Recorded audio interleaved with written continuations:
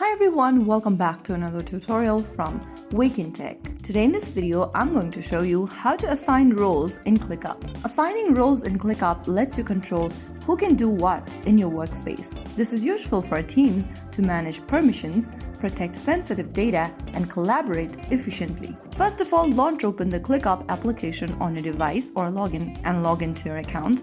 And once you're inside the homepage of ClickUp, go ahead and tap on your name initial at the top right corner and tap on Settings. Inside the Settings menu, go to Workspace tab and tap on Manage Users. Now, you will be able to see all of your users or your team members in the page.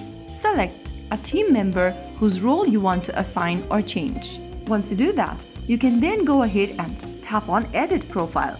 You will then be able to see the job title option there and the manager option. Tap on the None button under Manager and then select. Now you can go ahead and enter their job title in the job title text box, or if you want to assign as a manager for the contact, tap on Manager option and select whom you'd like to add or assign as the manager. Soon after you do that, you will be able to assign roles in ClickUp. Now, go ahead and tap on the job title option. Go ahead and enter the job title for the person. Once you are done, click on the Done button at the top right corner. Soon after you do that, you will be able to assign roles to the specific member. You can also go ahead and add other users and assign them their roles. Tap on the Invite Users button at the top of the screen and then go ahead and enter their email address. Now once you type in the email, click on Invite. Once the person accepts your invite, you can go ahead and edit their profile. Open up their email and click on Edit Profile and give them another job title and click on Done at the top right corner. And that way you will be able to assign roles